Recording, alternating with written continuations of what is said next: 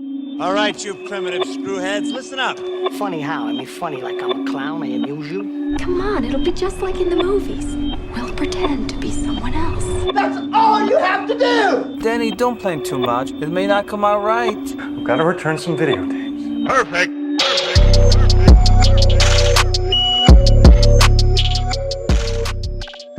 Oh, hi, podcast. Thank you for coming. It's Cinema Enigma. Good thinking. Excuse me. Had a bit of a tummy Wiseau's in my throat. Hello, everyone. Welcome to the second episode of the Cinema Enigma podcast. This is a podcast where we take films we love, we take films we hate, we wrap around them, deconstruct and analyze them to death to find out what makes them tick. I'm one of your crazy co-hosts, George Ray, and alongside me, as usual, is... Philip Hauser, and I gotta ask, dude, it's like you got the recording devices, you got the Skype, everything. I mean, what's going on here? Come on, what are we doing? Are we doing a podcast? I don't know. What's happening? What are you doing this for? What do you do this for? How could you do this to me? No. So yes, we made it to our second episode, and I just want to thank everyone for tuning into our first episode. Response has been pretty good. How did you think the first episode went, Phil? What are your thoughts on that? You know what? We'll just keep going, man. I'm just kind of, I'm very go with the flow with this. So, I'm excited for this one, mainly because we're going to be talking about The Room and The Disaster Artist, which are, two of my favorite films. And I know we both have, like, a lot to say about both of them. So this is sort of like, I kind of think of this as, like, kind of like our vanity episode, because this is something that I know we both wanted to, like, do this episode especially. So I'm excited.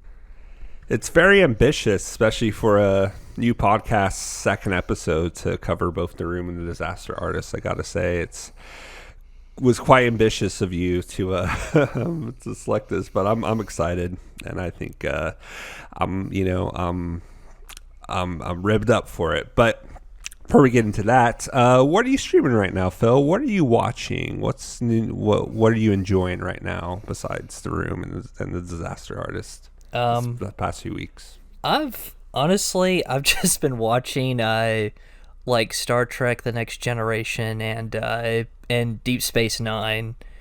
I do not have ABC All Access, so. But it's just as well, because, you got to settle on just like the, I think by now a lot of people agree that Next Generation, Deep Space Nine are like some of the better Star Trek shows. I haven't seen the other ones, so I'm kind of I'm not like, I don't know if I can call myself a Trekkie, but I like to think of myself as one, so. Okay. Well, there's a lot of competition for Trekkies out there, I've heard. I'm not really too versed in Star Trek, but I guess, I'm familiar with Next Generation. I remember watching the show growing up. Not so much Deep Space Nine. I've seen a handful of episodes of that.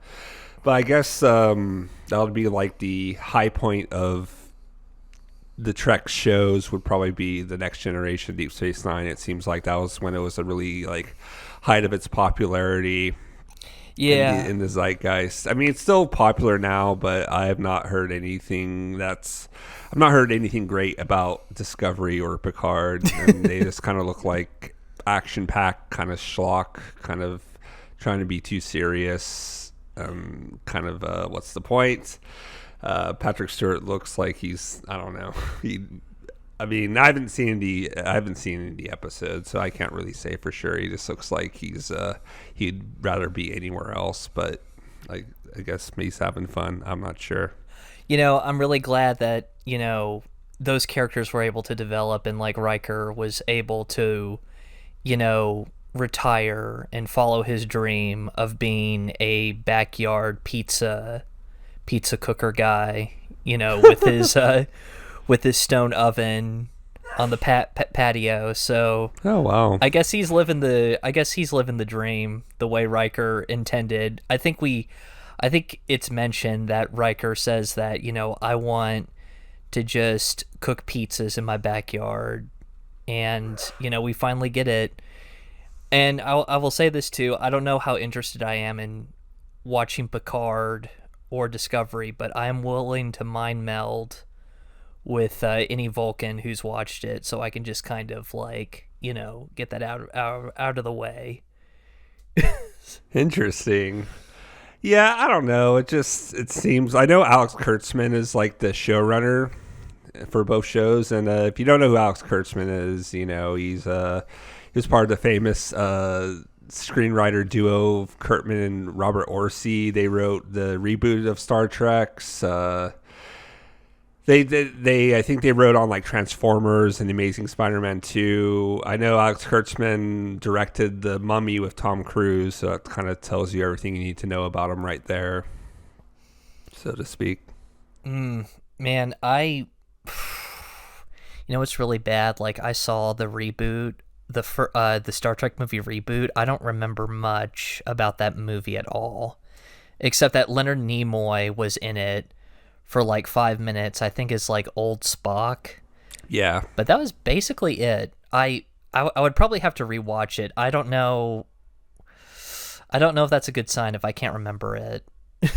So yeah, I'm not sure. I saw Into Darkness for some reason. I didn't see like the first one. I just a few of my friends one night just rented Into Darkness, and I did not like it. I thought it was kind of, I don't know. It just wasn't for me. I don't think I'm big on J.J. Abrams in general, but you know, he does what he does. So if you're going to sell someone like me on Star Trek, because I'm not that into Star Trek. I mean, Star Trek's okay, but how would you sell someone like me onto why you should watch, if it's just like The Next Generation or the original series or whatever? How would you recommend Star Trek to someone who has nothing but apathy for it? Or, I don't know. Honestly, when it comes to Star Trek, you know, if I had to recommend it to somebody, it's just like, do you want to see a future where humanity actually survives, goes into space, and isn't nearly as, like, you know, fucked as we kind of see ourselves in the current moment? Then that's kind of your, you know, then that's kind of the sales pitch that I would put down, because, you know, it's like looking at things in the present moment, you know.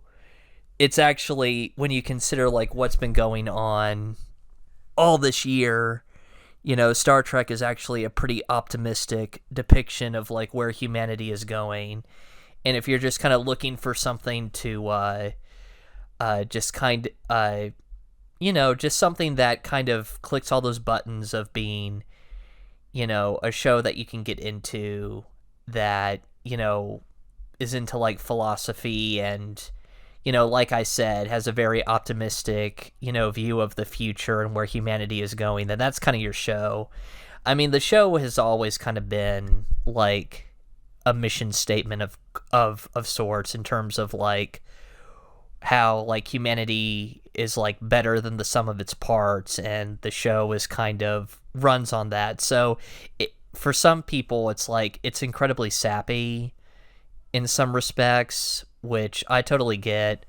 But for me right now, in the current moment, it's been kind of a good show to like go back and like rediscover. I do not know if I want to actually try for like the later shows, because after trying to get into Enterprise, that was kind of the last Star Trek that I watched, and after that I was kind of done. Yeah. So, yeah. I remember my best friend growing up loved all the Star Trek shows, and he would make me watch them with him at times. And I remember Enterprise being like the worst of the worst. It was like on UPN or some shit, and it's Scott Bakula and a really like cheesy opening theme song. That's very like rock. It's like hope for the future or something. I don't know, but it's, you know, I just remember nothing good about that show. I think people like say, look back on it fondly, like Enterprise is okay, you know. Well, compared to Discovery, it's probably not. It's probably good, but I don't know. Well, I think it's just like the whole looking back on like Enterprise wasn't that bad. It's because there's been like other Star Trek shows that, have just been so not up to par compared to like the previous showrunners, like the Star Trek, the Next Generation, the original Star Trek, even Deep Space Nine, which, I think for some fans that was still kind of a polarizing type of show, considering the content. But I don't know. I think when it comes right down to it, the fact that they can't seem to figure out, like they can't seem to like do a show that's like the Next Generation or the original Star Trek.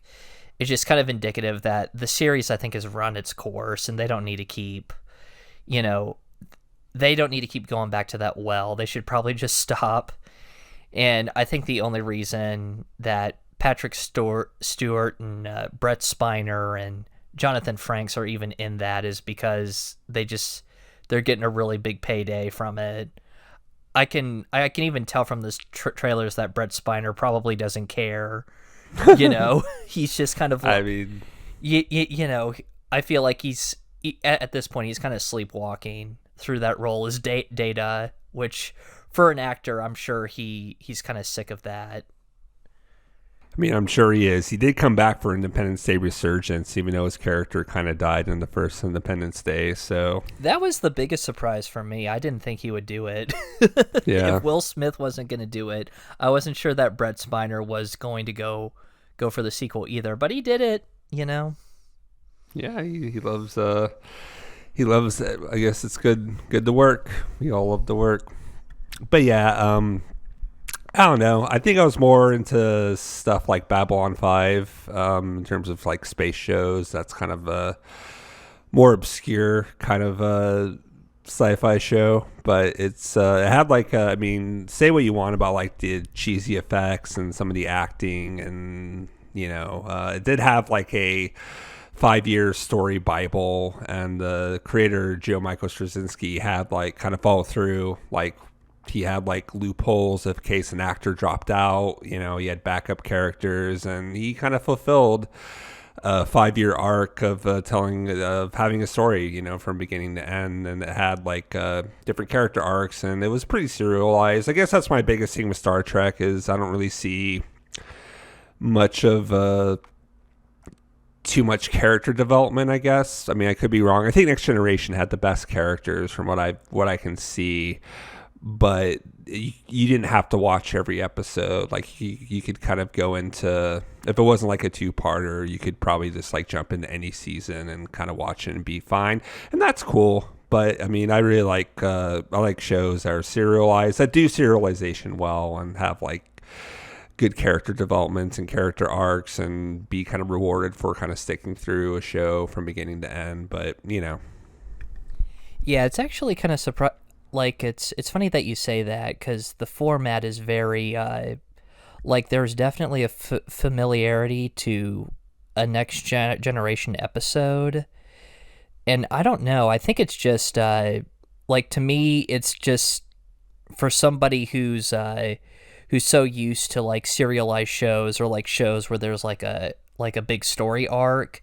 I guess it's like low stakes for me as a viewer, where it's like I don't necessarily have to know what has been going on in the previous episode. I can just kind of turn it on and just watch it. And I guess for me, I guess I'm just right now this year, I'm just in like a media junk food phase in my life. But honestly, you can't get better than Star Trek: The Next Generation if you're going to go that way. And honestly, it's not, it's compared to like most serialized shows from like the 80s and the 90s, it's actually, pretty deep for a show. So yeah. I'm not, I mean, to me, it's like, I could probably watch an episode of Miami Vice, but, for what it's worth, I would probably want to pick TNG. So yeah, that's just kind of my deal. Yeah, no, I mean, it seems like good comfort TV, and I definitely have shows like that too.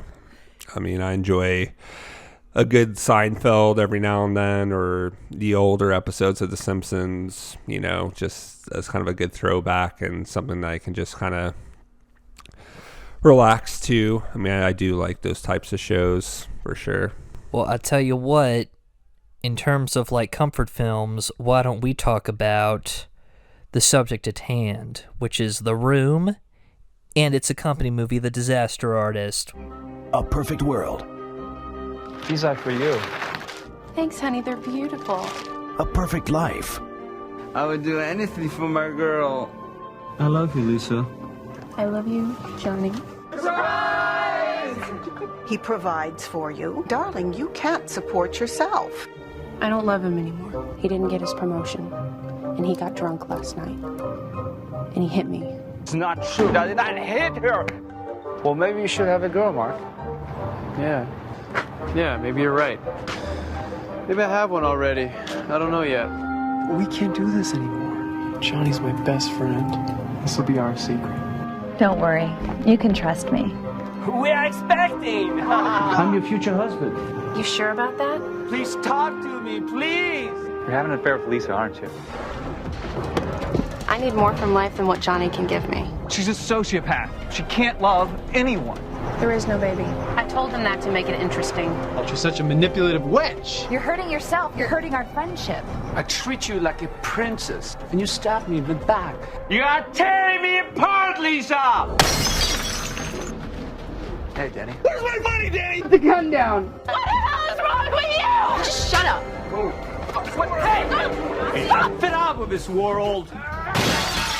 The Room, a film with the passion of Tennessee Williams, directed by Tommy Wiseau. So since this was your selection, I'm going to let you kind of lead us into the discussion. But why don't we start with The Room, Phil? Why don't you tell me and tell us about The Room?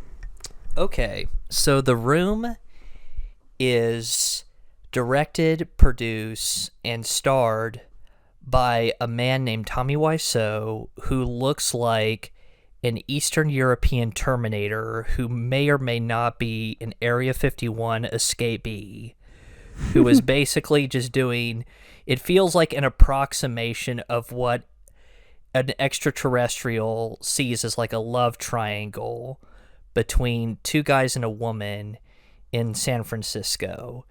And it's like an Uncanny Valley version of like watching like a really like tragic drama that you're not sure if it's a comedy, you're not sure if it's a horror film, you're not sure if it's like a soap opera.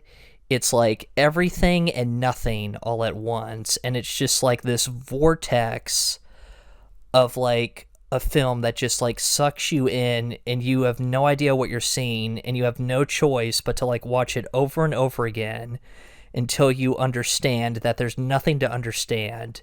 It's just something that's like really goofy that you eventually just come around and just see it as like a really funny, amazing film. You can't believe it got made, but that guy did it. Tommy Wiseau, the ultimate amateur auteur of film. Boom. Yeah, I mean, he accomplished a lot. He had a vision, and whatever you want to like think about him, or or judge him by his work. I mean, he's definitely passionate about what he's doing. I mean, you can tell within the scripts, and you can tell within his acting and directing, even though he didn't know what he was really doing, and probably overspent the budget a little too much in the wrong ways. I mean, it was a $6 million budget supposedly. I don't think anyone really knows the actual total budget, but it definitely doesn't show. Like, it looks like overlit kind of something you'd see late at night on Cinemax, or something from the 90s on like HBO or something. Definitely the look of it isn't great, but it's the technical side of it. It is kind of hilarious in terms of how it's executed, and so I give it a pass on that. I mean, like I said in the last episode, I give The Room a 10 out of 10. Perfect score. It's just everything it's going for, it achieves, and that's kind of my whole thing with films. Like, how I look at films. Like, I'm looking into what they're trying to achieve, what the filmmaker set out to do. and it kind of achieves all that. You know, I feel that Tommy Wiseau wanted to make like an Oscar bait movie. I mean, he made The Room eligible to be nominated for Academy Award. It played in theaters for like over 2 weeks. You know, he did everything he could, even though it was kind of snubbed. I like how in the interviews too, like they asked him like, why did you keep it in theaters for 2 weeks if it didn't even make like $2,000 at the box office? And he's like, I go for Oscar. I make Oscar, you know, for Best Picture. And, you know, I mean, why not? You know what? If you can afford it and if you have a dream that big and you can do it, it's like, why wouldn't you? I mean, he left that, God, if you're listening to the podcast right now, you should Google The Room, billboard. And there's like, I think the billboard itself for The Room has its own Wikipedia article because it was up for like 6 years or something, like years after the film was done. And it became like a weird like Hollywood like tourist attraction for a while. So there's lots of great like, and that's the thing about this movie too, that I think what has people like coming back to this particular movie to watch it and like research it, because there's all these little Easter eggs. And to me, it's like the ultimate Easter egg is the co-star Greg Sestero writing that tell-all book of The Disaster Artist that, you know, is so perfectly like goes with that movie. It's awesome. But before we get into the book of The Disaster Artist, I do want to go a little bit more into The Room, the film.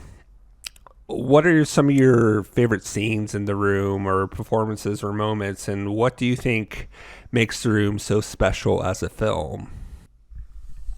Oh man, there are so many favorites. The Chris R scene where he's asking Denny for his money and it almost turns into like a shootout. To me, it's like Chris R, the actor who plays as Chris R, I forget his name, but he is like amazing in that. Like, you should just YouTube like the Chris R scene if you haven't seen The Room. That is like, to me, one of the selling points for that film. Hey, Denny. Chris R, I've been looking for you. Yeah, sure you have. You have my money, right? Yeah, it's coming. It'll be here in a few minutes. What do you mean it's coming, Denny? Where's my money? Okay, just give me 5 minutes. Just give me 5. 5 minutes? You want 5 fucking minutes, Denny? You know what? I haven't got 5 fucking minutes! I'm gonna ask you again, Denny. Where's my money? I don't have anything. Where's my money, Denny? Where's my fucking money, Denny? Did you use my fucking money? I swear to God, it's coming. Where's my fucking money, Danny? Put the gun down. It's my fucking money! I would also say oh man, there's so many great, like there's so many, it's like, it's so hard to just like pick one favorite scene. There's the tuxedo football scene. There's the scene where Greg and Tommy Wiseau, like they're in the diner and they're talking, and there's that one shot of that one extra who's like chewing and like doing like a pseudo like fist bump like behind over Greg's shoulder at the camera. There's the party. Lisa's mother talking about how she has breast cancer, and you never hear about it ever again. You think that's going to be like a major plot point, and it never gets brought up. And then, of course, you know, the epic like mental breakdown / suicide of like Johnny / Tommy as he's like rampaging around his own apartment, screaming just like, "Everybody betray me, I fed up with this world." And he, you know, and he gets into like a fist fight with Greg prior to that. It's just, it's an amazing, like, it really is a trip. What are you doing? None of your business. You're my future wife. What are you doing, Lisa? Leave her alone, man. She doesn't want to talk to you. Since when do you give me orders? Lisa changed her mind about you. Huh. Wake up, man. What planet are you on? I think you should leave right now, Mark. Don't spoil it. We were just having fun. Don't worry about it, man. Right? Don't touch me, motherfucker. Get out. Stop it! Stop Leave it! my girl alone. You two are acting like children. Son of a bitch. You're gonna ruin the party. If you keep your girl satisfied, she will come to me. Get out my house. I kill you! I'll bring him before everybody! Stop it! I kill you, you bastard! You could kill me if you tried. You betrayed me. You're not good. You're just a chicken. Chip, chip, chip, chip, chip, chip. Shut up! It's over! Trey, shut up! It's cool. Shut up! It's over! It's not over. Everybody betrayed me. I fed up with this world. If you're listening to this podcast and you haven't seen the movie, you have to see it. If you don't like bad movies, I guarantee you this is the one bad movie that you'll actually enjoy watching, especially with friends. You'll definitely love it.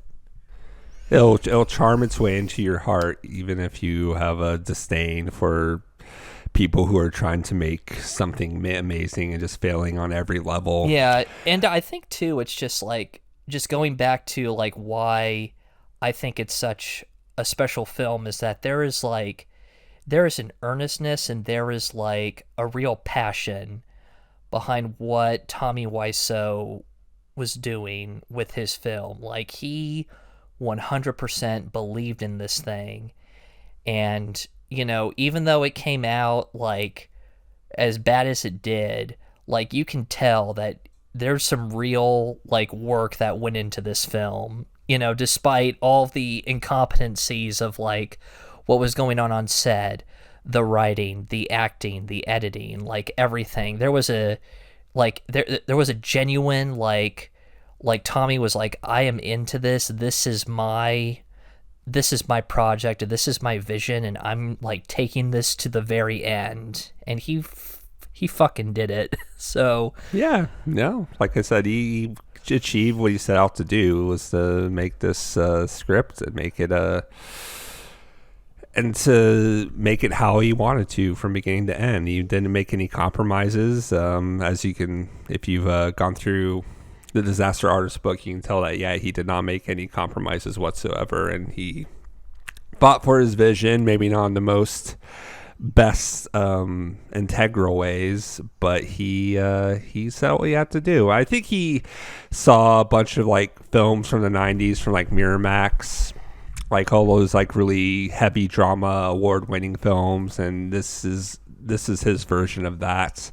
As there's a lot of references in the Disaster Artist book to stuff like The Talented Mr. Ripley. I can tell he was a big fan of that. I'm also a very big fan of that film, and it's just, you know, like, it's not like a big artistic statement on Oscar bait films, but you can kind of look at it that way, I suppose. And for 2003, like, that's not a very memorable year. Like, I can't think of a lot of films from 2003. I think Cold Mountain's the only one that comes to mind, maybe. But other than that, yeah, I don't understand why this wasn't nominated. You know, I mean, even for just I don't know. They probably mistook it as like a really like scathing satire and just thought that they were being mocked the whole time. If you were going to look at it in like a meta commentary on like films from that era. Yeah, you know, Tommy challenged the Academy too much within the whole running time of the film. You know, it's too edgy, it's too real, it's too raw for them to handle, you know. And sometimes great films get snubbed, you know, like recently, like The Lighthouse got snubbed, and, you know, you got films like Green Book winning Best Picture. You know, you can just kind of tell the Academy doesn't know what they're doing, and not nominating The Room for Best Picture, I think, is just kind of showing their lack of open-mindedness towards really unique films like The Room. So it's pretty tragic, but, you know, it's the way of the world. It's a cruel world out there. So, well, you know what, with the lack of films coming out for like 2020, Oscars 2021, they should just like, if they really want to like shake things up, they should just really pull a rabbit out and just be like, we're nominated. It's like The Room's getting Best Picture. Like, I mean, pass up on Tenet and the Dune movie and whatever else has been coming out. It's like, we're giving it to Tommy, and just do like some like insane, if they really just want to surprise us, they should just pull that rabbit out of their hat. I mean, of course, I haven't watched the Oscars in like years, so no, I haven't either. If someone told me though that they were going to do it, I would totally watch it just to get that reaction. I would love to see what the audience reaction to that would be. But I'm sure most people by now would just be like, "What the hell's The Room?" I think The Room's pretty infamous these days. I mean, he did make a name for himself. Tommy Wiseau is a celebrity. He's definitely an icon of sorts, and The Room is very well known. It wasn't just some obscure little film that came out in the 2000s that just withered away. He, even I'm sure like years after The Room, like he stuck with it and tried to promote it, and it made its way onto Adult Swim as an April Fool's joke. And I think that's how a lot of the internet culture kind of latched onto it, and and then it became kind of a meme movie of itself. There's so many reviews over YouTube. It's probably the most I'd say The Room and The Phantom Menace are the most reviewed, talked about films on YouTube. From my viewpoint, I'm very into the movie review community on YouTube, and so it's definitely made a name for itself. It maybe took over 10 years, but it got there, and dreams do come true. And except for his dream to have his TV show The Neighbors get picked up by ABC yeah, for good reason, probably. I've never seen The Neighbors, but I've heard of its existence. And if you want, if you're looking for the unintentional hilarity of The Room, The Neighbors is not it. It is pure cringe. The entire thing is just, it's basically like an endurance test and secondhand embarrassment before you just want to turn your television off and do something else. Yeah, it seems. But then again, The Room has its moments of cringe, cringy moments, especially the extended sex scenes with Lisa and Johnny. Where he perfected the art of belly button sex. Yeah. And it's just... he's a pioneer. He's a pioneer in that area. Yeah, and, those are the moments where The Room gets a little too much for me. Like, I would rather fast forward through those. I mean, I usually don't. And for my rewatching The Room for this episode, I definitely sat through the entire thing. Even the moments that kind of slog, the pacing kind of gets, gets a little bit rougher. I still kind of sat through it. But I've seen The Room so many times. Like, it's just one of those films, like when we talked about American Psycho, it's just something that you kind of have to watch every year. It demands to be revisited and re-examined over and over again, I feel. So, well, I think I would say, well, how about you? What are your favorite scenes? What do you think makes this movie such a big phenomenon? Within the movie culture? Well, I think it all comes down to the character of Johnny that Tommy Wiseau created, even though it's pretty much just Tommy Wiseau being Tommy Wiseau. I just think the kind of innocence of the character, the kind of childlike nature, because the way he kind of talks is kind of a cute way like a toddler would talk, the way he uses words. I show them, I record everything, when he wants to prove that people are betraying him, everyone betray me, he speaks how he feels, he just lets his emotions just pour out of himself, and that's such an honest, unique way, and he doesn't let the cynicism of adulthood get in the way of expressing himself, which I think is a very beautiful thing. But how can they say this about me? I don't believe it. I show them. I record everything. As far as scenes, I mean, there's so many great scenes. One scene in particular I find very oddly intriguing is the scene, I believe it's the character Michelle and her boyfriend Mike when they sneak into Tommy and Lisa's apartment for some reason to have sex, and there's no real like motivation. Yeah. And they're feeding each other chocolate, and just the way that Mike overchews the chocolate, he has like a goofy look on his face as he's, as she's taking care of him. I guess that's a combination of eating like something good and kind of an O face. Is this kind of interesting, the way he kind of over chews and has his eyes wide open, his cheeks kind of puffed out. It's very strange. Yeah, well, he kind of looks like he's finished before she even like reaches that point. So yeah. And just the way the music kind of plays over it, it's very whimsical. There's a and then his like face gets bigger and bigger and bigger until they're interrupted by Lisa and Claudette. And Claudette literally says, "What are these characters are doing here?" She's like the avatar for the audience, Well, she's asking the real questions in that movie, especially with like Denny's like drug deal gone wrong. It's like, were you selling them? Were you buying them? What money did you owe? Denny's really. I mean, you're totally right. She really is the avatar for the audience in that respect. Yeah. I mean, she's kind of annoying at the same time. Like you can tell like she's not a good person, just like her daughter. They're very much in sync to how they, use men for money, and Lisa's just using Tommy because he takes care of her.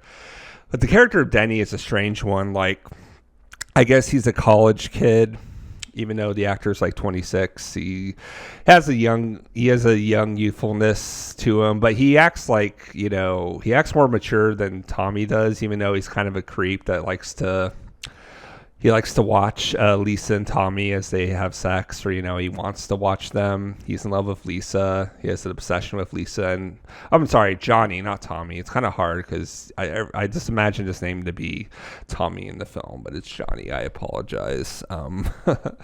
But it's just, it's just another strange character. And then he gets involved with drugs for some reason. We don't really know in what extent, like, is he selling them? Like, Claudette says, are you giving it to him? Are you selling it to him? And, it's just this wacky misadventures of these characters in the room, which I guess is a metaphor for what is the room that we go into of ourselves? What is the room of ourselves, or some bullshit like that? I don't know. That's one thing that mystifies me about this film, is the title of The Room. Like, what is the room, I guess Tommy describes it as like a safe space or something. Or is it the room? Is it the bedroom that everything goes down in the climax of the film? I don't know. It's very strange, but I'm just kind of, I'm so confused and mystified about this film to this day, even though I've seen it so many times. It's literally an enigma of a film, which is perfect for this podcast. So yeah, I mean, the real enigma is like, what?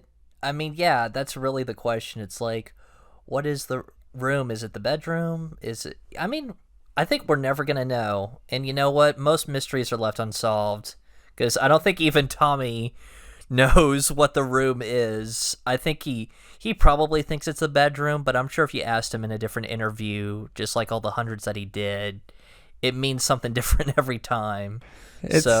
Yeah, I don't think it's like the briefcase in Pulp Fiction, or what Bill Murray whispers to Scarlett Johansson in Lost in Translation. It's just one of those film mysteries that we'll never know. And I think, like you said, some mysteries are best left unsolved. I don't need everything explained to me. I don't need to know what the room is. I don't need some big expository Shyamalan twist to explain to me what the room really is.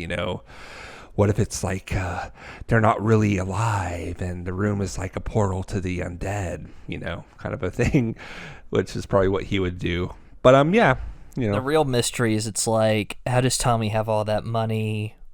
What country in Eastern Europe did he really come from? Like, what's with his accent? What's with, the script, and why doesn't it make sense?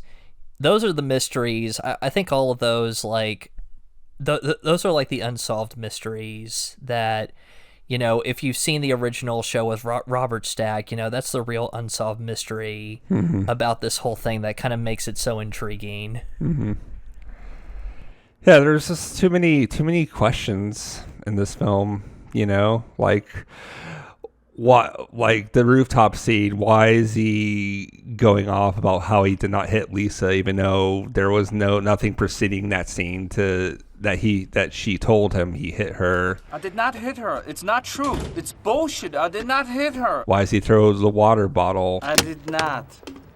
Oh, hi, Mark. Why does he laugh at Mark's story about a woman getting beat up on Guerrero streets? I used to know a girl. She had a dozen guys. One of them found out about it, beat her up so bad she ended up in a hospital on Guerrero Street. What a story, Mark. Yeah, you can say that again. Just why? There's so many whys. It's such a conundrum of film history. I think this should, you know, join the ranks of so many other great films that you know, people should analyze and study.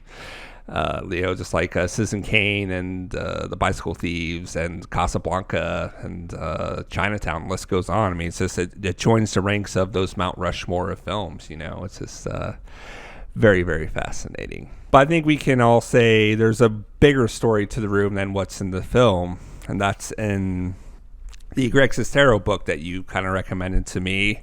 That's based on the film, loosely based on the film The Disaster Artist. Yes. So why don't you tell us about the let's get into the novel of The Disaster Artist, because it's I'm about a little more than halfway through it. Unfortunately, I wasn't able to finish the whole thing before we recorded this episode, but I'm definitely enthralled. I think I'm into it enough to kind of understand the basis of the book and get a real good glimpse of the real relationship between Tommy and Greg. So why don't you tell us a bit about The Disaster Artist, the novel by Greg Sestero? So I'm kind of giving our listeners a lot of homework here, but you know, after watching The Room, you need to go read The Disaster Artist. If I had to talk about The Disaster Artist, it's basically Greg Sestero, who played as Mark in the film, and it's all of the behind the scenes story of Greg Sestero meeting Tommy Wiseau in an acting class in Los Angeles, their whole odyssey of trying to become successful actors together. And, you know, eventually, Greg Sestero, getting involved with Tommy in the making of The Room, and just, all of the shenanigans that go along with it. And there's, so many, it makes certain aspects of the film make way more sense if you're someone who is, watching the film and it's I want this rabbit hole to be 100 miles deeper.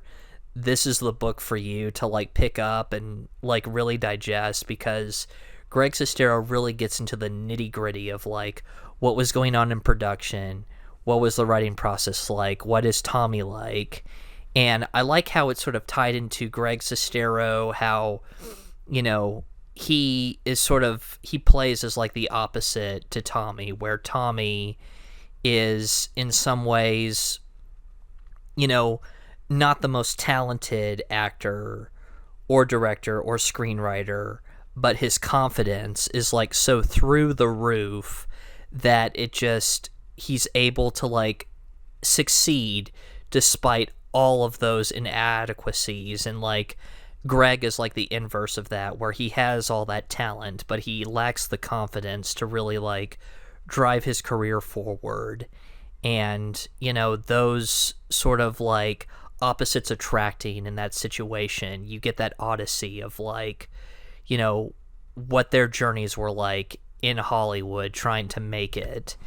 And I guess to a more I guess to also another extent, you do kind of get into and we'll get into this when we start discussing the film, but really discussing you know, how those differences can kind of cause a rift between two people, because they both have the same goals, but their obsessions really start to manifest like halfway through the book, especially Tommy's obsessions and, you know, the kind of goals that Greg has and how they sort of develop a codependency that is definitely unhealthy, but you get to see that play through in the book and, you know, to a lesser extent in the film, but I know we'll get into that part. Mm-hmm.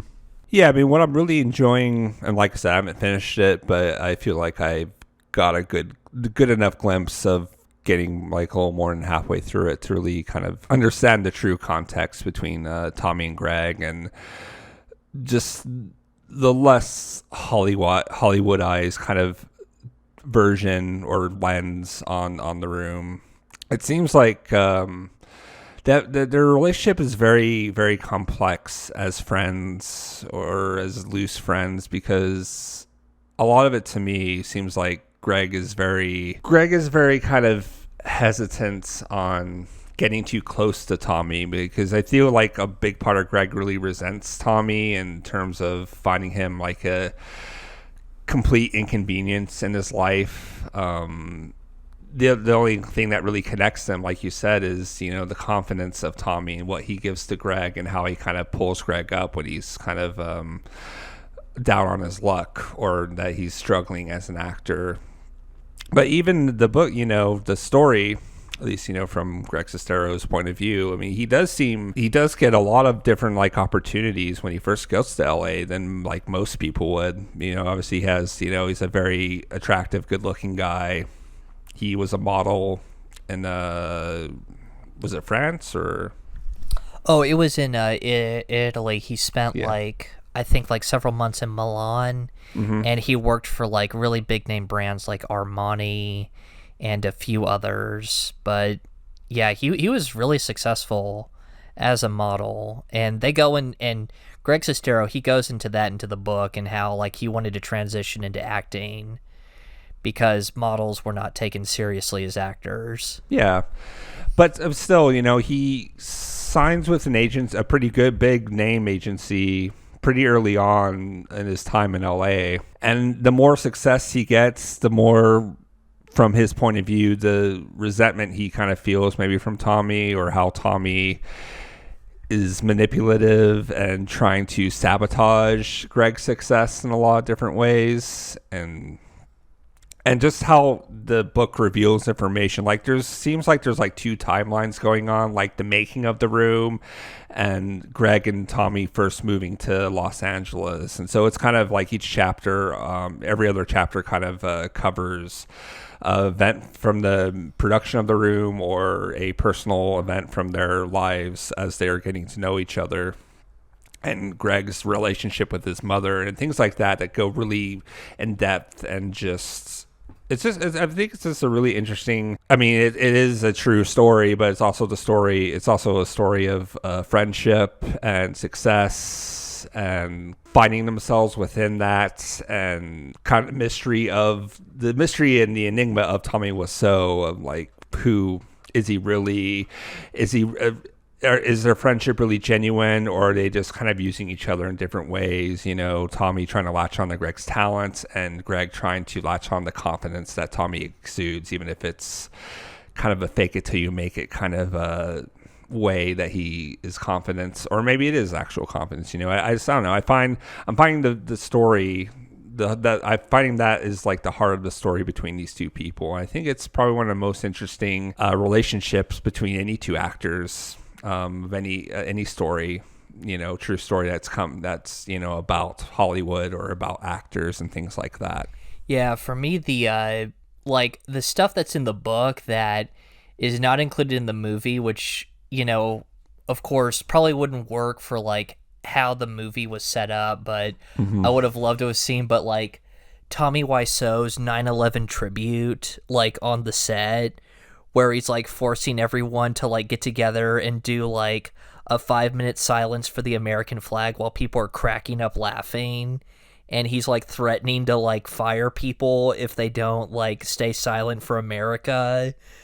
And then there's like scenes where like Tommy and Greg get into a fight while they're living together in the apartment, and Tommy like, as a show of intimidation, like, blocks Greg in his room while he's doing pull-ups in the doorway and, like, turning into, like, a red tomato, and Greg is just sort of, like, sitting on his bed just going, like, what the fuck are you doing?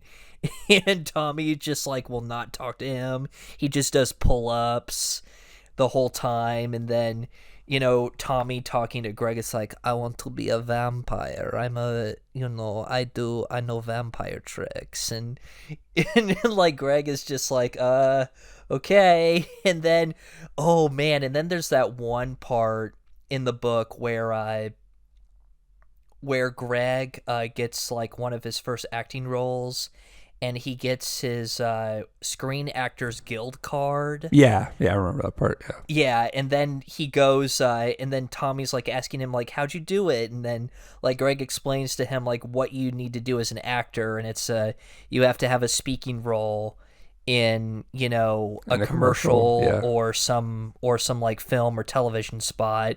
And then Greg shoots his own commercial for his own, like, basically Levi Jeans, like, knockoff, like, novelty store, and it's like he does it as, like, Shakespeare, and he's like, to be or not to be, and showing off, like, the jeans, and it's like, buy Levi's jeans here at Street Fashions USA, and it's such a bizarre, like, and you can find all of this on YouTube. Oh, really? But, yeah, oh yeah, you can find the Street Fashions USA commercial that Tommy does that got him his SAG card, which is, like, amazing. It's basically, like, imagine every, like, train wreck, like, car dealership commercial, but set inside, like, a clothing store, and you got it with this one. It is, like, it is amazing. I love it. To be or not to be? That is the question. The answer to be at Street Fashions, be there for Levi's jeans. Street Fashions has the best prices, the best quality, and the best selection of Levi's jeans anywhere. Be who you want to be in Levi's jeans from Street Fashions. To be or not to be? Who do you want to be? No, yeah, it's I think Greg referred it in the novel, like, something about, you know, contemplating, because I mean, for that scene in Hamlet, it's like a contemplation of suicide of the character, and he kind of conveys that with buying jeans in a really kind of funny little observation in the book. And I mean, I just love how he presents the story. You know, it's like buy a pair of Levi jeans and then shoot yourself, only $29.99. Yeah. And it's a very honest, you know, Greg doesn't shy away from the fact that he definitely has some resentment and annoyance to Tommy. He kind of treats Tommy like the bane of his existence growing up and, you know, living in Hollywood with him. But still, you know, he portrays that in a very honest way. At the same time, you know that he really does love and appreciate his friendship with Tommy at the same time, despite all the hardships and the, you know, the fucked up things that happen between them. I think that's a really good balance that he kind of portrays, at least from what I've been reading of what I've been listening to with the audiobook. Yeah, I can't recommend the audiobook enough. I would say it's probably, I mean, I'm kind of spoiling, like, my bias here for this podcast, but I think the audiobook is the best format to experience The Disaster Artist. If you have, like, the film, the book, and the audiobook, I think the audiobook is, like, the best way to experience that story. Well, it's so great that it's being told from Greg Sestero. I mean, you know, he experienced all this, and I think, and his impression of Tommy is dead on. Like, he does a fantastic job. I'd say even a better job than James Franco. Not say that James Franco does a bad job per se, but I really feel that Greg, I mean, because he knows Tommy, and so I feel like he brings a very genuine kind of voice to Tommy in the book, and how he reads off Tommy's lines, I think, is really, I found it really enjoyable every time. You know, it feels like they're both kind of in the room. You're kind of reliving the experiences as he's retelling them. So, And as Tommy would say with the book, he's like, I agree 50%. Yeah, well, we all have our own versions of our own stories. And yeah, I mean, I'm going into this, book that is from Greg Sestero's point of view. And, but I mean, I would say I would probably take Greg's word for it more over than Tommy's word for it. So, but that's just me. Oh yeah, totally. Although it'd be awesome if Tommy wrote his own version, I would totally buy. I would buy that day one.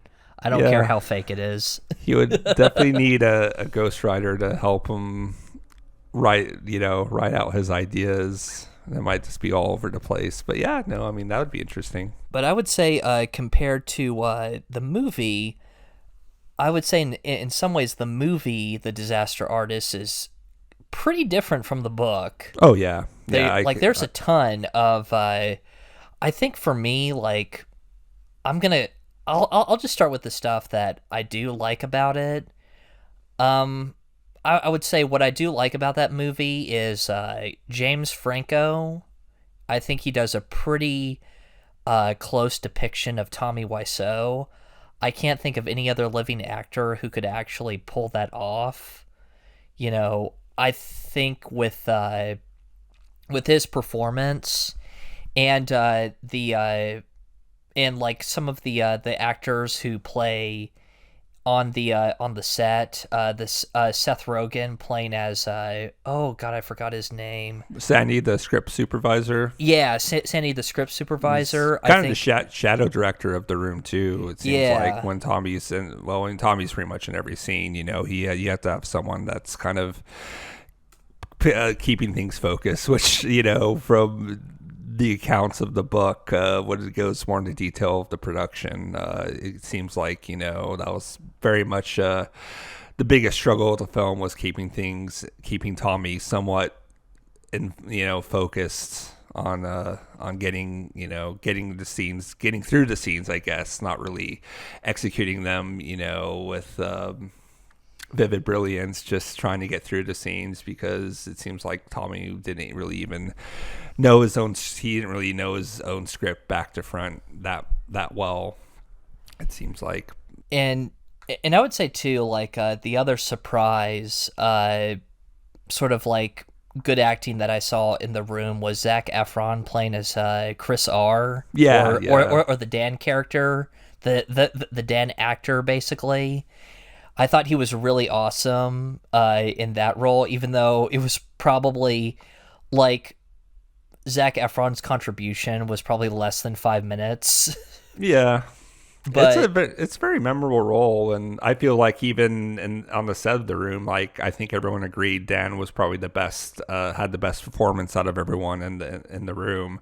Not to say like a lot of the acting is bad, because I think the actors besides Tommy really give a lot, to the film and to their performances, But it's just the direction and the script that just makes it a lot like wonky and uneven and just hilariously just why. Yeah, I think the favorite like some of the stuff in both the movie and the book is like Sandy just like eventually just becoming like so defeated by like Tommy's like insane demands on like what he wanted in the movie, and it's like his demands did not match like Tommy Wiseau's competency as a filmmaker at all. And of course Sandy is like the veteran, like, film and script supervisor, and he just like towards the end he's like he doesn't even care. And there's like that one, like when Tommy / Johnny, they're shooting the suicide scene, and Tommy yells at Sandy, it's like, do a countdown after he's done, after he shot himself in the mouth like 10 times, and Sandy's like 3, 2, 1, go, and then like Tommy does it again. Mm-hmm. And Sandy's just like, okay, I'm done, that's a wrap. It's just like he's just like, he's so like over it, kind of the same way everyone else eventually is with the whole production. Yeah, I mean, that's it was really long. I mean, it seems like a tumultuous kind of a frustrating, production of a film, especially he replaced actors so oftenly.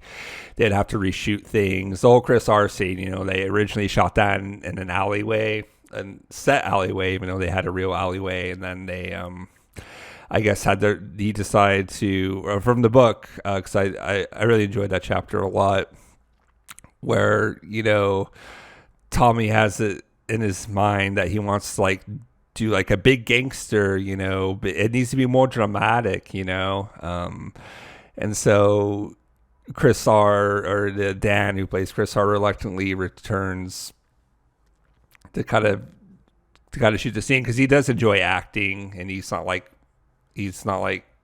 pretty, I guess, new to acting from what Greg kind of says in the book. And I know at one point Tommy wanted to have a vampire subplot to where his car, Mercedes or whatever, flies into the moon or something, but they just couldn't figure out a way, obviously, from the budget and their resources to actually do that. So just a lot of different things. When I imagine Tommy rolling in his Rolls Royce as a vampire, I just imagine the final shot from the movie Grease, when John Travolta is in his car and he's driving into the sky with oh god, I forgot the actress's name. Olivia Newton-John. Yeah, and they're just and it's the happy ending. I just imagine Tommy just I'm Dracula, and he's driving into the moon.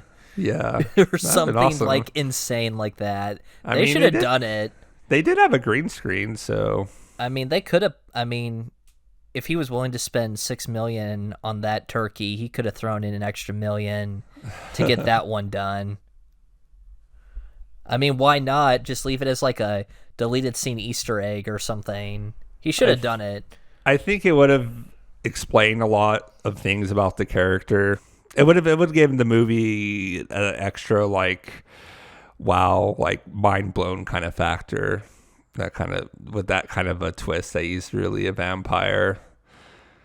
And, I think it would be just a very bewildering way to end the film if that would be the ending. Because if he's a vampire, he can't really shoot himself and survive, and not survive, Especially with that continuity error where he's he's laying and his corpse is there and you can see him breathing and moving his mouth in between shots. So the ending of The Room feels very, a lot of scenes feel very rushed, like the flower shop scene, and I think the ending scene where they're all gathered around, they just quickly edit in a lot of siren and police and ambulance personnel noises, and as it kind of zooms out from them gathered around Tommy's body, it's okay, we gotta fade out soon, because he's obviously breathing, and they didn't get probably a lot of coverage for the ending, so they had to kind of rush through it. I think it was in the book where Greg said the Chris R rooftop scene took 2 weeks to film, with Lisa and her mother and Danny, what kind of money? What the hell is wrong with you? Please, Mom, Danny's with me and Johnny, that took 2 fucking weeks. Can you imagine? I cannot imagine being patient enough to get through that scene for 2 weeks. That just seems excruciating. It's crazy too, just watching that scene. It's it's so short. And it's you just think about how every shot, every scene took weeks and weeks to get done. And they were probably working, under the conditions, they were technically working 12-hour days. So I can't imagine what that must have been like for everybody. Yeah, it's definitely one of the many wild card scenes in The Room. It's just, it pops out, you have the Chris R, it's only one scene, but he definitely steals that whole scene. And he's, to be fair, he's actually pretty good. He's playing the scene as anyone could from Tommy's direction. He's playing intimidating, it's very over the top, but it definitely works. And then that turns into a very Lifetime movie of the week, where like, how could you do this to yourself, Johnny? Very after school special. And then, it kind of turns into, Denny, Johnny's always here for you. We're always here for you. And it ends on a happy note, kind of. Drugs are bad, okay? Drugs are bad. Don't plan out too much, Denny. It may not come out right. If a lot of people love each other, the world would be a better place to live. If a lot of people love each other, the world would be a better place to live. That's the main message of the film. And if only Lisa loved Johnny enough, it wouldn't be a tragic ending. It's a very social commentary on relationships and monogamy and betrayal. So, and then getting back with like the Disaster Artist movie. Yes, I think a few sidetracked. Yeah, no, I actually don't mind, because that's, I could talk about this movie for hours and hours. And I think for me, like, what was kind of disappointing about the Disaster Artists, and maybe you'll agree with me on some of these points. One, it was too short. Two, it, like, condensed, it kind of moved the story, because they shortened the time to, like, 90 minutes. The story was almost too streamlined for me. They just like really blow through like the whole story between like Greg and Tommy Wiseau, and just how that relationship like developed. And I think it's just kind of interesting too, because in the movie, they're kind of depicted as, like, bros. Like, they're totally, like, best friends. It's, like, BFFs forever.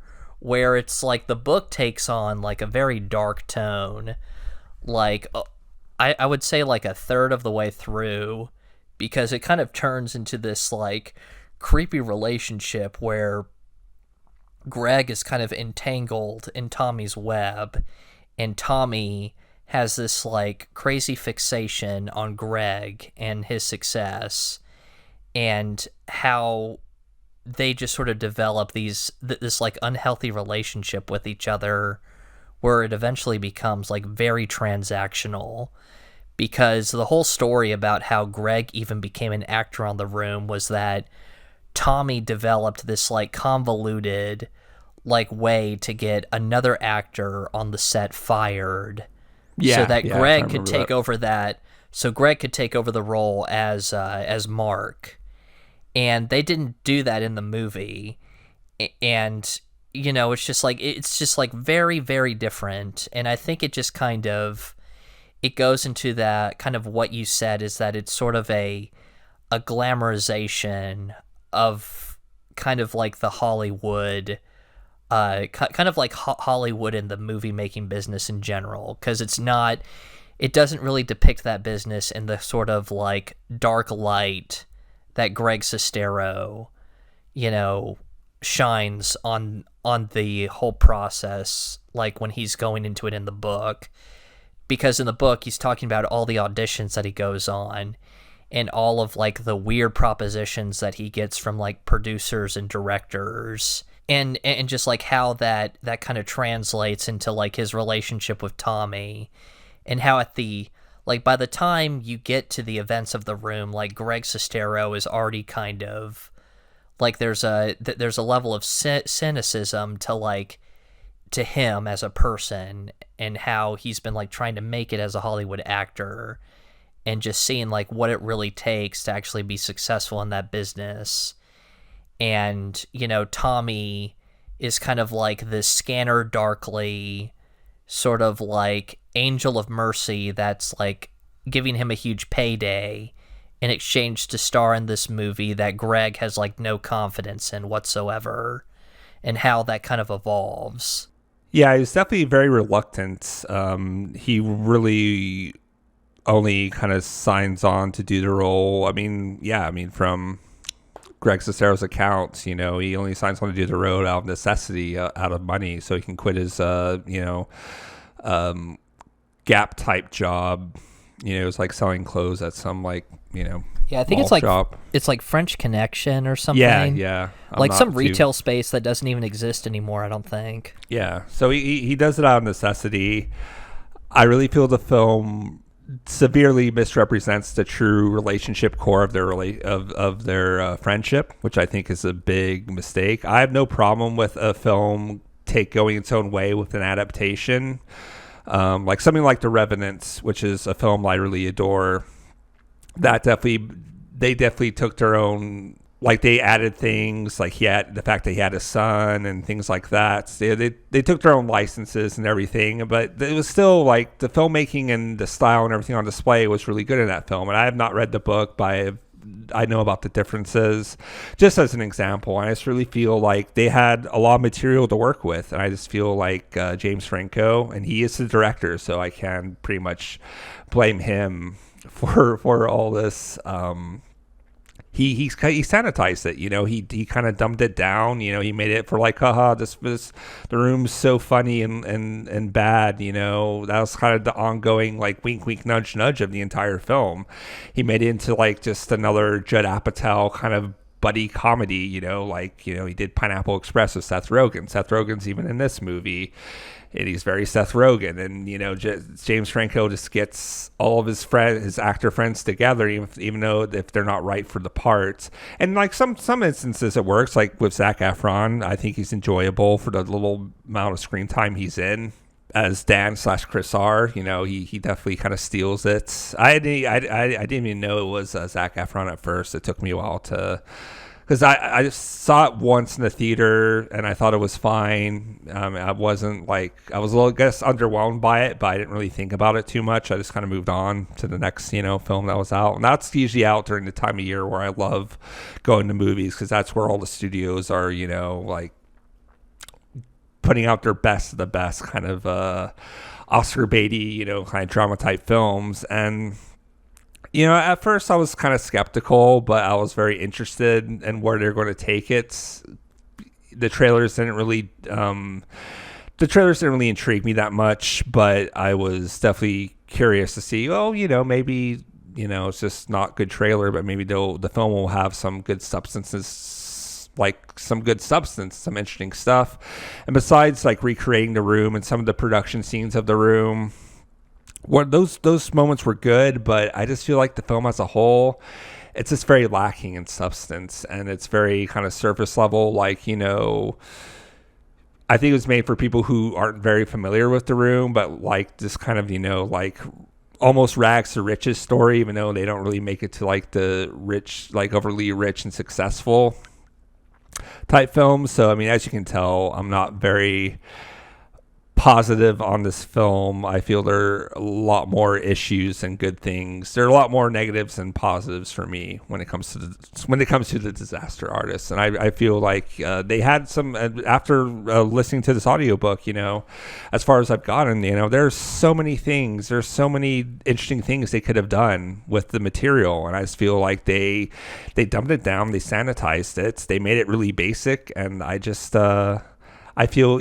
after like listening to the audiobook, I feel a lot more disappointed, even more so than I kind of was on my initial viewing of the film. So that's kind of where I'm coming from.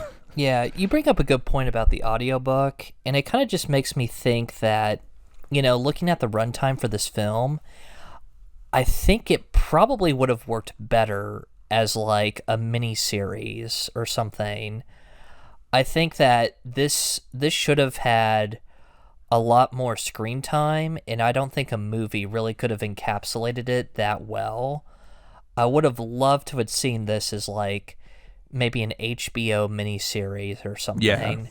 Or a documentary or something like that. I feel like this could have been a really great documentary with like actual reenactments with maybe different actors playing Tommy and Greg, or even Tommy and Greg playing themselves or each other in some instances. I mean, I feel like that's just my thought on it after like hearing the book from like what the movie is, which is just kind of very shallow and kind of watered down to appeal to a major audience who loves these kind of Judd Apatow comedies. I have a lot of beef with Judd Apatow as a filmmaker. Like, I just feel like he has a formula, he sticks to it too much, and it just gets really old after 2 or 3 films. By the time Knocked Up came out, I was pretty much over Judd Apatow. So yeah, I can't even remember one that I've actually seen. I mean, he did 40-Year-Old Virgin, which is good, and that was like his big like jumping off point into mainstream,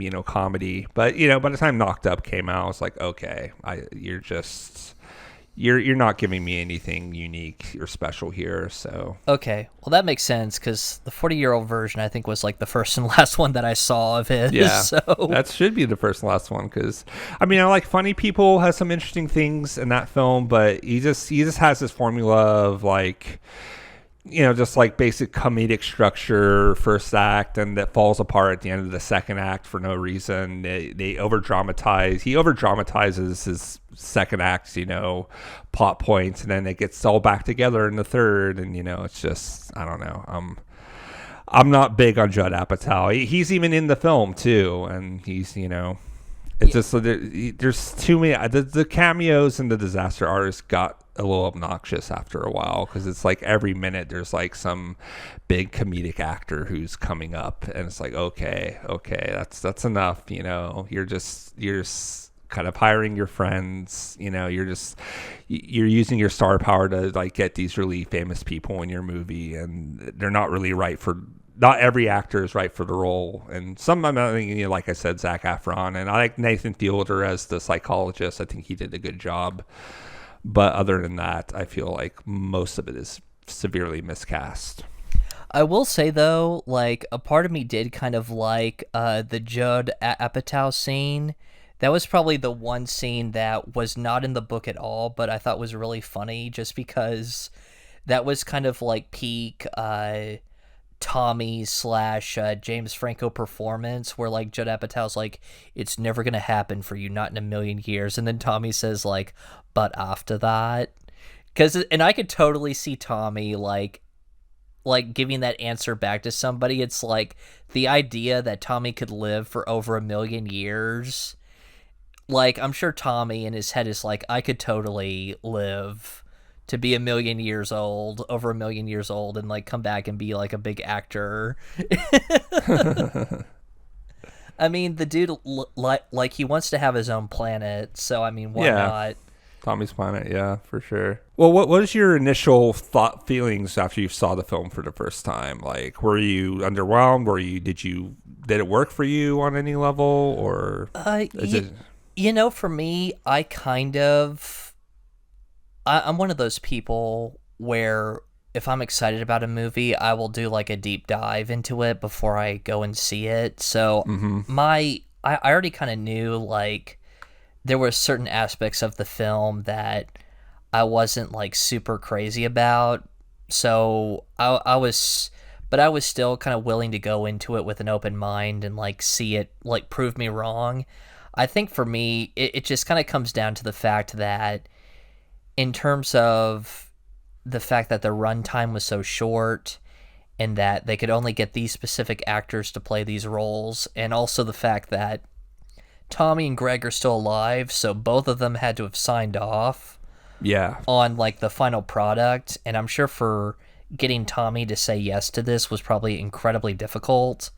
So considering what they had to work with, this was probably a pretty good production if you're just looking at it from like a business / like basically from like a business transactional like angle in terms of getting this film finished, but as an actual like artistic product, I'm not like super crazy about it. I feel like that this was kind of a decent first attempt. I'm kind of waiting for, I'm sure like in 20 years or so, somebody's going to try to do this movie again. And if it's going to be a movie or a miniseries or whatever, I would rather see that version of it, just because, it's kind of like the Ed Wood kind of paradox. It's like you have Ed Wood, who's like that famous bad Hollywood director, And you could only really do a movie like that after that director's like dead, like long dead. So you can kind of have a truly like unbiased look into that person's life. Because I'm sure the version that came out with like Tim Burton directing with Johnny Depp, that would have been so different if Ed Wood was still alive and they were trying to do this type of movie. So I think they were operating under a lot of constraints. So in that respect, it's a decent film considering what they had to work with. But honestly, there's a better version of it out there, and I'm sure at some point in the future it's going to get made. And that's the one that I want to take a look at. Yeah, and I definitely agree. Well, I think with Ed Wood, I hear a lot of comparisons to Ed Wood. I feel Ed Wood is a masterpiece, even compared to this film. But I feel like, Ed Wood's my favorite Tim Burton film. And just the way they are able to capture the good earnestness of Ed Wood and not totally get into the dark side, but still make a really intriguing kind of character study of this guy who's just so obsessed of going through with his vision and following his dreams. I feel like the film Ed Wood captures that perfectly. I just feel like with The Disaster Artist, it doesn't really have a focus of what it wants to be. Is it really about Greg? Is it about Tommy? Is it about both of them? If it's about their friendship, it really does a terrible job at conveying like the true essence of their friendship. They seem like very close, and like Greg feels very lucky to be considered for the room, whereas in the reality, like Greg Sestero's like, okay, he's very apprehensive and apathetic, I think, towards Tommy and the room. But after a lot of convincing and strongholding him with money, I feel like he was very reluctant to do it. And I just feel like that would have been a more interesting angle, the actual story from Greg Sestero's account. See, it's a lot more interesting than it's just like, Greg Sestero's portrayed as a very kind of meek, very like shy, awkward kind of guy. I feel like Greg Sestero doesn't really exude that. He feels like a very maybe like strong, silent type. He might not have a lot of confidence, but he doesn't like show that he doesn't have a lot of confidence. I really feel like having Dave Franco as Greg Sestero was like the biggest cardinal sin of the film. He does not work as Greg. He doesn't really look like Greg. He doesn't have the same kind of alluring, like looks, like, the sexiness or the aura of Greg Sestero. Because, whether he didn't exude confidence, he seems like a very kind of chill, laid back, cool guy. And I feel like Dave Franco kind of played him as a very like anxious, very just worried, kind of constant all the time, kind of unsure of himself, kind of a character. And I just feel like Greg Sestero is definitely not that meek in terms of the way Dave Franco portrayed him. And I just feel like, it's James Franco's brother. They mocked him up in a wig and a beard, and it's Greg Sestero. Like, he doesn't even look that much like Greg Sestero. He's not. Greg Sestero definitely seems a lot taller, and I don't know. And these are little nitpicky things, but I feel, in terms of the essence and the way he delivered the lines and the way he presented himself as Greg Sestero was just not good. Like, even rewatching the film, like it's like, yeah, this is kind of, I don't know. I'm being a little too harsh on Dave Franco. No, I've not seen him in many other things, but I just feel like it was a very bad call on James Franco's part to cast his brother. Yeah, I think the Dave Franco as Greg was definitely a miscast. And I know it's going to sound really bad, but it's like, I totally agree with you. As vain as it sounds, they really needed like a pretty boy actor to like fit that role, and I just don't think Dave fit the bill for that.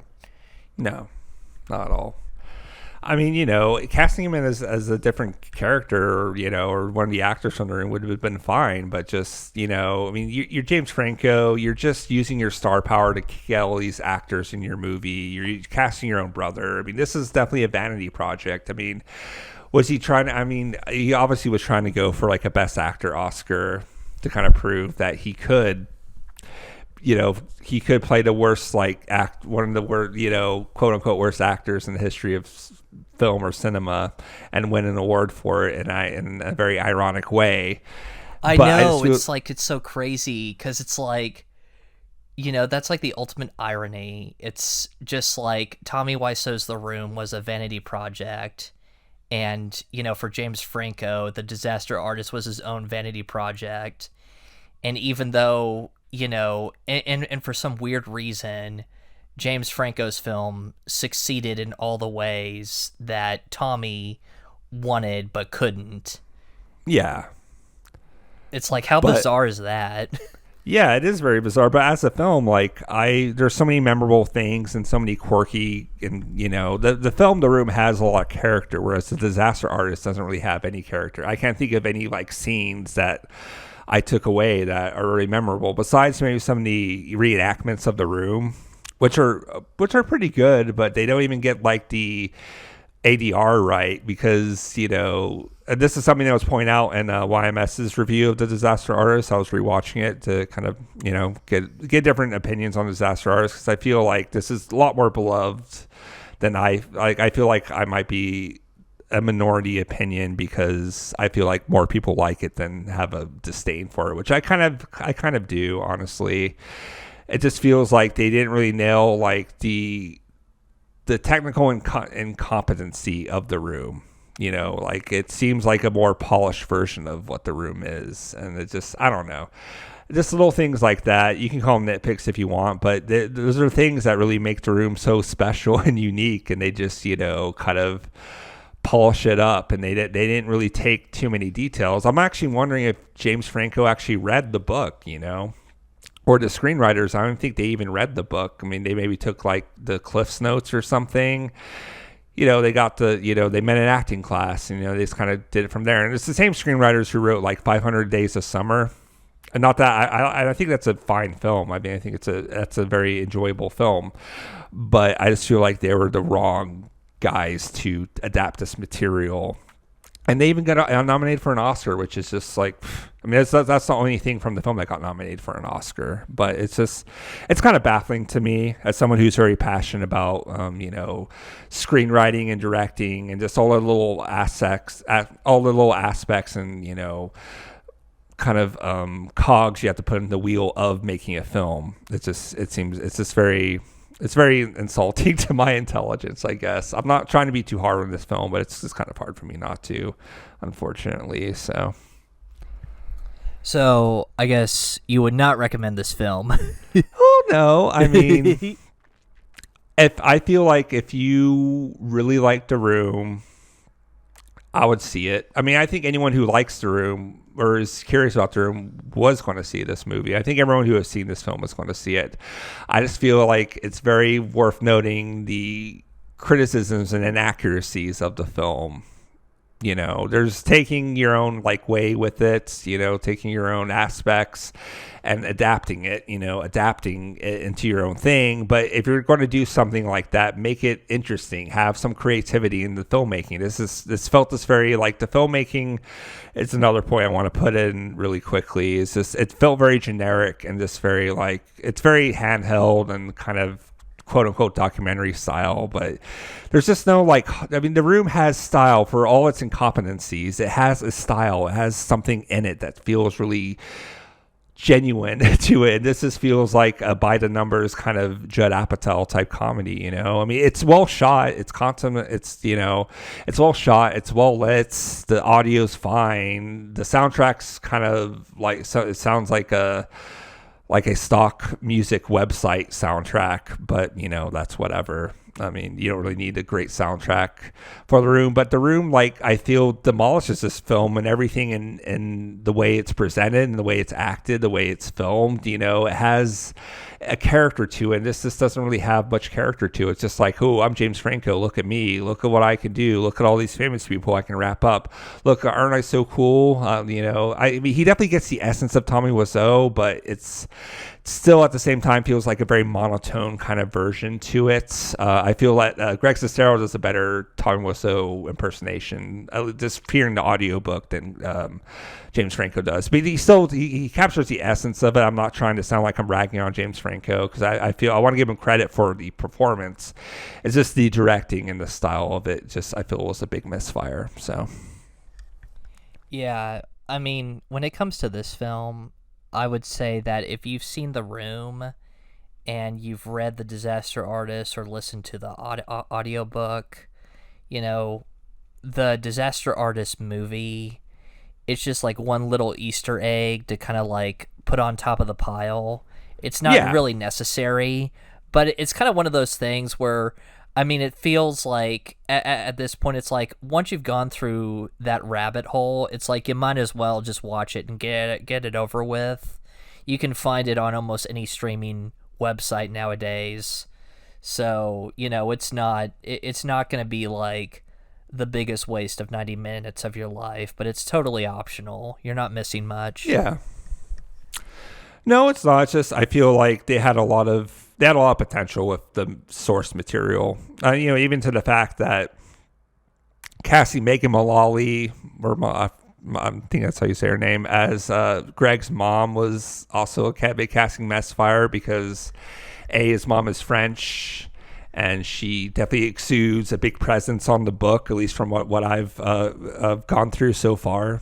Yeah. The one little scene where she's like, oh, I don't agree with this, Greg. Who's this Tommy guy anyways? How old are you? Just like the whole wink, wink, nudge, nudge. Like, so where does he get the money? How old is he? What nationality? Where is he from?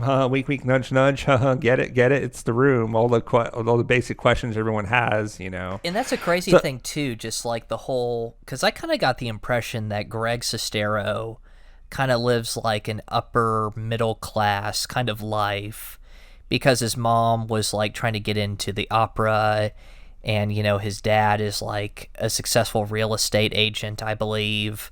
So it's like, and they also depict like Greg as just sort of like he's living in like this kind of middle class kind of suburb area, where I kind of feel like someone who's become a model and like going to Milan and that sort of thing, I kind of like in my head I imagine a more sort of like upper middle class lifestyle that he lives. And with like the mom and that situation, I wish they had kind of gotten into more detail about that, because the book does, like you said, and it would have been nice if the mom was actually casted as like the French Italian contrarian that she is in the book, because I think that was like one of the more interesting like people that Greg like talks about.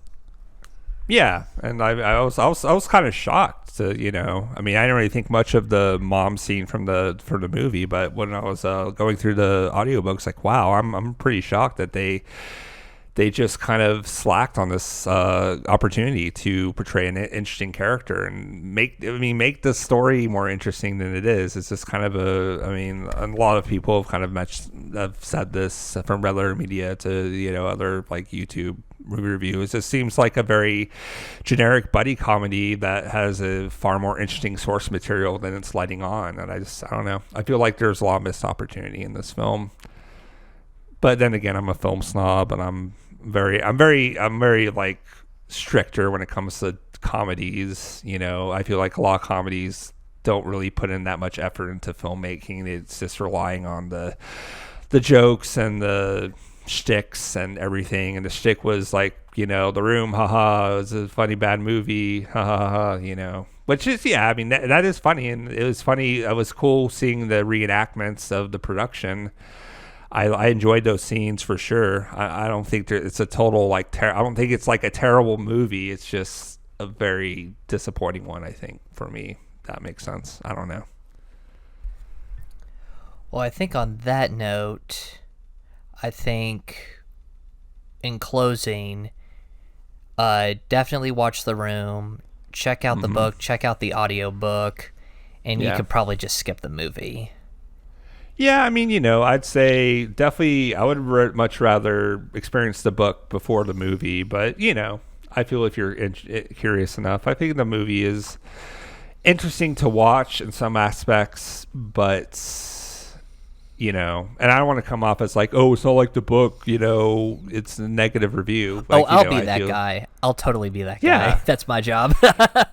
But, I feel like adaptation should have a interesting bring something new to the table, and that's not just like dumbed down for the sake of to me, from my perception and understanding, it says I feel like they just kind of made it to kind of appeal to a broader audience. I know that Tommy Wiseau had like script, like he had like access to the script, he had script notes, but he didn't like, his demands were only like, to be taken into consideration, but, he wasn't like a big authority over the direction of the film. So at least from what I read an article the other night about it, just to prepare for this. And from my understanding, he had somewhat of an influence, but not like a major influence. So,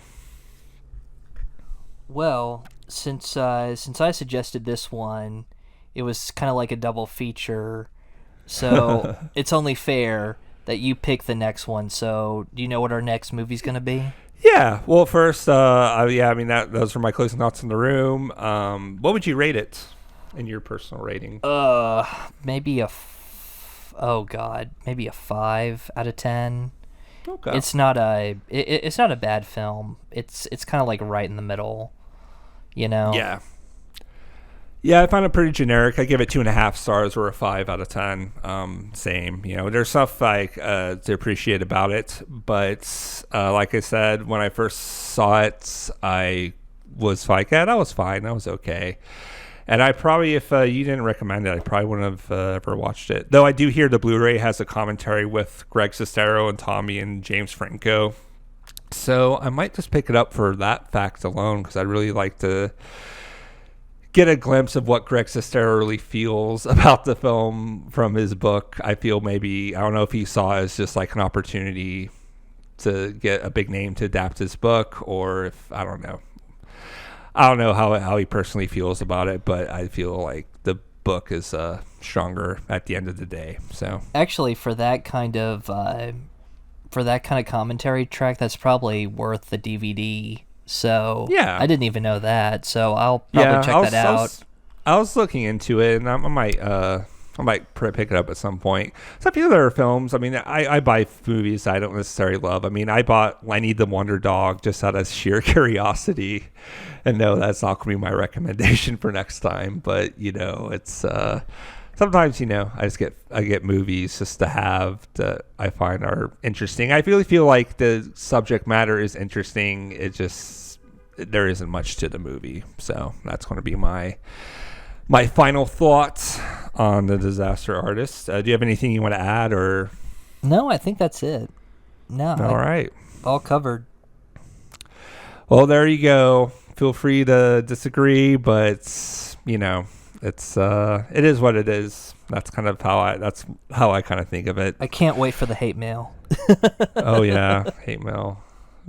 But yeah, so that is going to be our thoughts on Disaster Artist, and it is my turn to pick the film for next episode. And this is what I've been thinking about. I've been wanting to revisit for a long time, and it has to do with the actor Nicolas Cage. Now, Nicolas Cage is an enigma all on his own, like Tommy Wiseau, but he has far more depths and far more rabbit holes to his roles and to himself as an actor. I really want Nicolas Cage to be a big part of this podcast. So I wanted to do a jump off film with Nicolas Cage, one that is kind of a dual role for him, and that is my favorite. And this one would have to definitely be my favorite Nicolas Cage performance, or performances, I would say.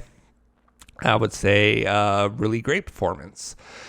That's going to be, and also correlating with the new release of the Charlie Kaufman film, I'm thinking of Ending Things, that just dropped on Netflix, which I would highly recommend. It's definitely my favorite film of the year so far. But the film I'm talking about is Adaptation from 2002. which is funny because, we were talking about a literal adaptation. This is not such a literal adaptation, but goes a lot crazier with the source material, or at least from what I've heard. It's a film about writing a film and adapting a film, and also adapting the film all in the same film. It's another enigma of a film, as we're the Cinema Enigma podcast. But it's starring Nicolas Cage in two roles as Charlie Kaufman and Donald Kaufman. They're twins. Meryl Streep and Chris Cooper, and lots of other great actors. It's a film I've been wanting to revisit for so long. It's one of my favorite films. It's written by Charlie Kaufman and directed by Spike Jonze. Charlie Kaufman is one of my favorite screenwriters and now directors, and I'm very excited to get into discussing this with you. So, hope you all stay tuned for that. Yeah, I'm pretty excited. That film, I actually haven't seen that film, so this will be nice. A really cool first time deep dive. So I'm really interested because I only know Nicolas Cage from his bad movies. Yeah. And I know he's been in some good ones. So, and I hear this is a good one. So I'm really excited to see where this goes. He's an Academy Award winner for Leaving Las Vegas. So, I think he was nominated for this, but I don't think he won. I think Chris Cooper won for a supporting role. It's a very, very meta, very intriguing, fun, but still really fun film, and it's definitely one of my favorites from the last 20 years. It's almost 20 years old, and if you're familiar with Charlie Kaufman, whether it's Being John Malkovich or Eternal Sunshine of the Spotless Mind, he has a lot of great he's a great screenwriter, and now he's a great director. And also, as a bonus, Phil, if you want to check out I'm Thinking of Ending Things, it's on Netflix. If maybe we could talk a little bit about that as well, but mainly focus on adaptation. If not, no big deal. But I think that's a film that came out that recently that I've been watching, and that I'm very excited about. And I actually did a little review on my YouTube channel. So yeah, if you want. If not, we don't have to really get into it. But mainly, I want us to focus on adaptation. So. Cool, and I'm pretty sure adaptation is based on a book as well. So it is. I think it's called The Orchard Thief, isn't it? Yeah, it's The Orchard Thief by Susan Orlean, but it is no way. I mean, the film is about Charlie Kaufman adapting the book and having a hard time adapting the book, and making fun of Hollywood tropes at the same time. It gets very meta.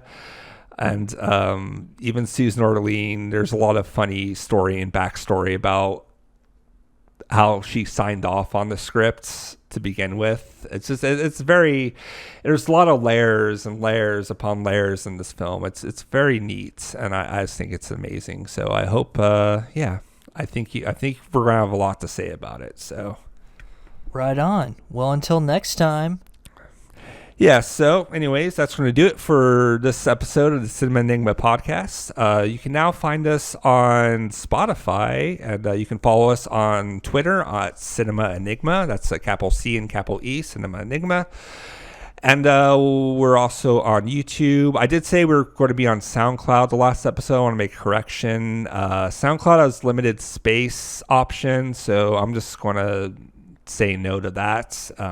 But you can find us on Spotify, and we're working on getting on other platforms as well. So hopefully you'll check us out wherever you're hearing this, and I appreciate you listening.